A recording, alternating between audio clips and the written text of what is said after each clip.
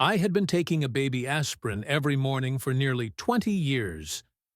It felt like brushing my teeth, a simple, harmless habit that was supposed to protect my heart. My doctor had once nodded approvingly. Friends were doing it too. It seemed like the smart thing, the responsible thing.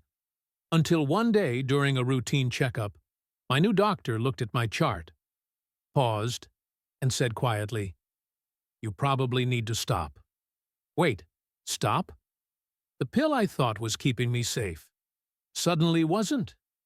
Have you ever had that moment? When something you trusted suddenly turns into a question mark. You're not alone. Many people over 60 have been told one thing for decades, only to now hear something different. One day, aspirin is a lifesaver. The next day, it's a risk. The headlines scream contradictions. Friends pass along warnings, and you're left wondering, what happened? Here's the truth. The science didn't change overnight. But the way we understand aspirin, and who really benefits from it, has become much clearer. This video isn't here to tell you what to do. It's here to help you finally understand why. Because knowing the difference could protect you. Or someone you love. Before we go any further, I want you to stay with me. Because near the end of this video, I'll share a simple, non-invasive test. A test so revealing that it completely changed the way one marathon-running heart doctor looked at his own health. He thought he was in the clear. He wasn't. And what that test uncovered might just be the one thing you, or someone in your family, needs to ask for at your next doctor visit.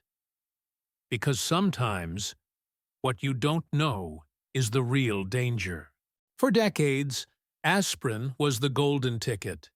It was simple, cheap, and widely believed to reduce your risk of heart attacks and strokes. Doctors handed it out like candy, especially for folks over 50. If you didn't have a bleeding problem, it felt like a no-brainer. But here's the twist. What was once seen as safe for almost everyone might no longer be right for many. In 2022, the U.S. Preventive Services Task Force, the group that reviews medical evidence and sets national health recommendations, made a major change. They advised that adults over 60 should not start aspirin for heart disease prevention unless there's a very specific reason. Why? Because the potential benefits no longer outweigh the risks. Let's break that down. Aspirin works by thinning the blood, making it less likely to form clots. That's a powerful effect, especially in someone with known heart disease. But in older adults with no prior heart problems, that same effect can increase the chance of bleeding in the stomach, intestines, or even the brain.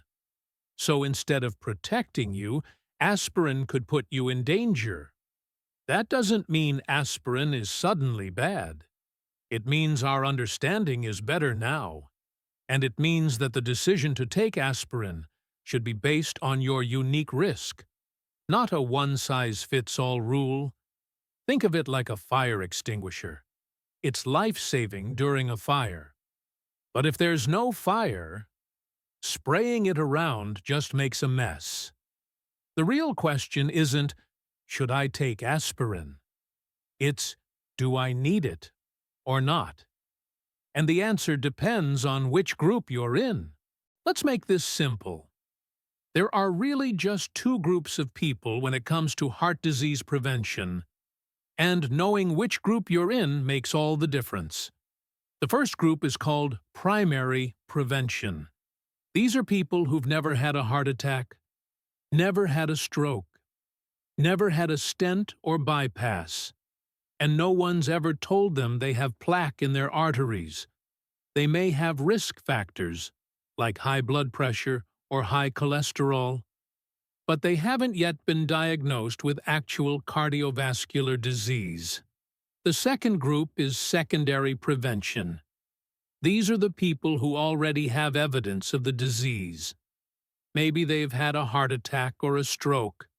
Maybe their doctor found plaque during a test. Or maybe they've had a stent placed to open a blocked artery. In this group, aspirin might still be a valuable tool. To bring this home, let's meet Bob and Susan. Bob is 68. He feels fine. No symptoms. No known heart disease. At his checkup, his doctor doesn't find any evidence of blockages or plaque. Bob reads online that aspirin prevents heart attacks, so he starts taking it just in case. That's primary prevention. But according to new guidelines, the risks of bleeding for someone like Bob might be higher than the benefit. Now, let's talk about Susan. She's 66, also feeling fine. But her doctor decides to run a special ultrasound of her neck, the carotid arteries. The test shows a small amount of plaque. She's never had symptoms, but that result changes everything. She now moves into the secondary prevention category. Her doctor may recommend aspirin, not because she feels unwell, but because there's evidence of disease. See the difference? The confusion happens when both people, Bob and Susan, get lumped into the same advice. But they're not the same. One has hidden disease, one doesn't. That's why the key isn't whether aspirin is good or bad. It's whether you need it based on your personal evidence. So ask yourself, have you had a heart attack, a stroke, a stent, or has a scan ever shown you have plaque? If the answer is yes, you may be in that second group. And that makes all the difference. When most of us hear the word plaque, we imagine something hard, something like scale inside an old pipe, slowly building up until the flow of water is blocked. It's a simple picture, and it's wrong. The most dangerous kind of plaque isn't hard. It's soft, it's unstable, and it's hiding. Imagine it like this. Inside your artery wall is a little bulge, like a pimple. On the outside, it looks fine, maybe a thin cap of tissue. But inside, it's filled with gooey, inflamed material, immune cells, oxidized cholesterol, and other debris. That soft core is a ticking time bomb. The problem isn't that it slowly narrows your artery over time. The real danger is that one day, without warning, the thin cap ruptures. And when it does, your body rushes in to repair what it sees as an injury. It forms a clot. If that clot is big enough, it can block the artery entirely, in minutes. If that happens in the heart, it's a heart attack. If it happens in the brain, it's a stroke. Here's what's truly shocking. Studies show that 2/3 of heart attacks happen in arteries that were less than 50% blocked. Let that sink in. Someone could pass a stress test on Monday, feeling confident they're fine, and have a fatal heart attack on Tuesday. Why? Because stress tests look for narrowed arteries, but they don't detect these soft, vulnerable plaques. They don't see the pimple under the surface. So, you get a clean bill of health, when in reality, danger may be just around the corner. We've been focusing for too long on blockages, on what doctors call ischemia or reduced blood flow. But we need to shift the question. It's not just, how narrow are my arteries? It's, do I have plaque at all? Because once plaque is there, especially the unstable kind, you're no longer in the safe zone.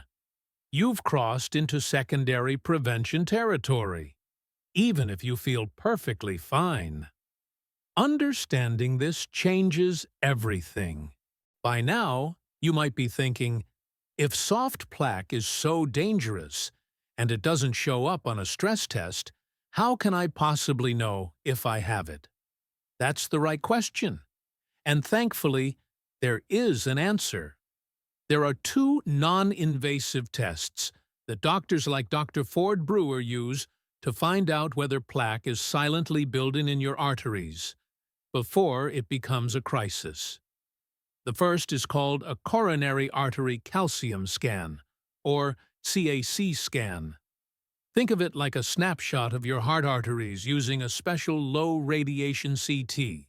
It looks for calcium deposits, little specks that form when plaque starts to harden. You don't need contrast dye. No needles. It takes about 5 minutes, and it gives you a score. A score of 0 means you're in great shape. Very low risk. A higher score means you've got plaque, and it's time to take action. It's simple, but powerful. Because now, you're not guessing. You're seeing. The second test goes even deeper. It's called a carotid intima media thickness test, or CIMT.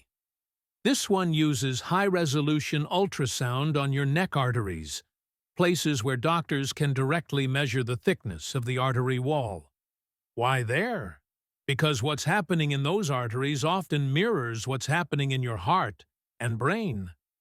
CIMT can detect early, soft plaque, the kind that doesn't yet show up on a CAC scan. It also gives you a measure of inflammation and progression over time. Here's a real story. Dr. Ford Brewer, the heart prevention expert you've heard me mention, was a lifelong marathon runner. He ate well, he exercised, he thought he was low risk, but when he got his CIMT test, it showed clear evidence of plaque. That test changed everything. He adjusted his lifestyle and medication, not based on fear, but on facts. You might not need these tests, but if you're over 60, have risk factors, or a family history of early heart disease, they're worth asking about. Instead of assuming you're fine, wouldn't you rather know? Knowledge isn't fear. It's power. And when it comes to your heart, it's also protection. Let's talk about something you've probably never heard of, but should. It's called lipoprotein AA, or LPA for short.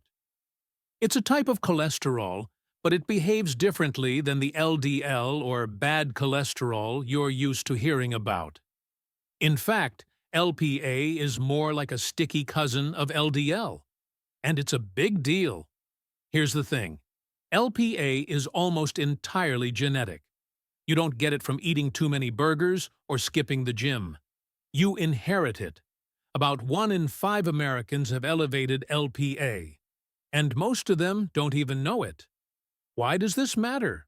Because high levels of LPA can dramatically increase your risk of heart attacks and strokes, even if your other cholesterol numbers are normal. It makes plaque form faster. It makes plaque more inflamed. And it adds glue to the clotting process, making blood clots more likely. Think of it this way. If regular LDL builds the firewood for a heart attack, LPA pours gasoline on it. Take Bob Harper, for example. You may remember him, the celebrity trainer from The Biggest Loser. Fit, healthy, young. But in his early 50s, he had a massive heart attack. It turned out his LPA was sky high. And until that moment, no one had tested it. Here's where aspirin comes in. While we don't yet have widely available drugs to lower LPA directly, some promising ones are in the pipeline. Studies have shown that aspirin may offer powerful protection for people with high LPA. In one study, daily aspirin used reduced cardiovascular death by 52% in people with elevated LPA. That's a big number, and it gives aspirin a unique role, not for everyone, but for a very specific group. So here's what you can do. If you have a family history of early heart disease, especially if someone seemed healthy but had a heart attack or stroke in their 50s or 60s, talk to your doctor about getting your LPA tested. It's a simple blood test, covered by most insurance, and it could reveal a risk that's been hidden your whole life. Instead of wondering, why did this happen to me? You can start asking, what can I do now that I know? Now, let's talk about a very different kind of danger. One that aspirin can't fix, and might even distract us from. It's called atrial fibrillation, or AFib. It's the most common heart rhythm disorder in older adults. And it's sneaky. Sometimes it causes palpitations, a fluttering feeling in your chest. Sometimes it causes nothing at all. But here's the scary part. AFib increases your risk of stroke by 5 to 8 times. How? Well, when your heart is in AFib, the upper chambers, the atria, don't contract properly. They quiver. Imagine a bowl of jelly, jiggling instead of squeezing. Because of that, blood can pool in small corners of the heart, and stagnant blood tends to clot. If one of those clots breaks loose and travels to the brain, it can cause a massive disabling stroke. But here's the key. These clots form for a totally different reason than the ones caused by ruptured plaque. They're not triggered by injury or inflammation in the artery wall. They're triggered by sluggish, turbulent flow inside the heart itself. And that means they require a different kind of protection. Aspirin works by stopping platelets from sticking together. That's helpful in arterial clots. But in AFib, where large, slow-moving clots form, aspirin just isn't strong enough. In fact, studies have shown that aspirin is ineffective at preventing strokes caused by AFib. Relying on it can give a false sense of security. Let's return to Susan. After a few years on aspirin for her known plaque, she starts to feel odd flutters in her chest, mostly at night. She buys a home heart monitor just to be safe. And during one of those episodes, it catches something. Her doctor reviews the strip and confirms it. Paroxysmal atrial fibrillation. This changes everything. Now, aspirin is no longer the best tool. Instead, her doctor recommends a direct oral anticoagulant, like Eliquis or Xarelto. These medicines work deeper in the clotting process. They're not without risks, but in the context of AFib, they've been shown to be far more effective than aspirin. So let's be clear. Aspirin has its place. But when it comes to AFib, it's not the hero. The real lesson here? Different clots, different tools. The right diagnosis makes all the difference.